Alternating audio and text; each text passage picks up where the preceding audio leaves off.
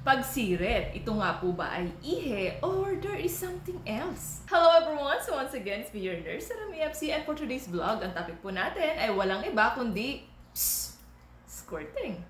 Oh my God! Wow! So ano nga po ba itong tinatawag nating squirting? Ang squirting po ay emission of fluid. So ibig sabihin, paglabas ng likido sa inyong katawan.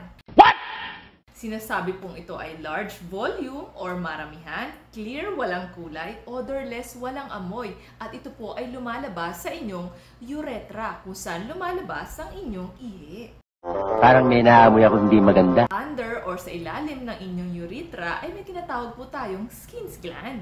At alam niyo po ba yung organ na tinatawag na clitoris o sa Tagalog ay tinggel, ito lamang po yung organ na natatanging for pleasure lamang. Di totoo yan. At alam niyo po ba kung saan ito matatagpuan? Sa taas po ng inyong urethra, yung may hood na parang mga kalalakihan na uncircumcised. Galing mo pala dyan Hindi ko alam Share ko lang, alam niyo po ba na napakaraming fluid na nai-release ng isang babae kapag po siya ay nagka-climax? Una na dito, yung tinatawag na lubricant. Ito po ay nilalabas sa inyong vaginal canal para pampadulas. Damn! Pangalawa, yung tinatawag nilang female ejaculate na lumalabas galing sa inyong skin gland.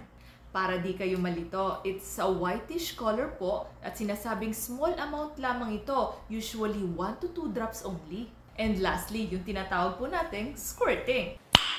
Nice. Ang theory po kasi dito, kapag ang isang babae ay nasa arousal stage, nag-i-increase po ang blood flow niyan papunta sa kanyang ari. So definitely, ang kanilang clitoris ay engorged. Ibig sabihin, lumalaki. Tulad din po ito sa mga kalalakihan. Kapag increase po ang blood flow sa ari ng isang lalaki, humahaba din po at lumalaki. At kapag dumating na ang climax, ang sponge ng inyong urethra at ang fully engorged na clitoris ay mafo-force para maglabas ng tinatawag na fluid na galing sa inyong skin gland.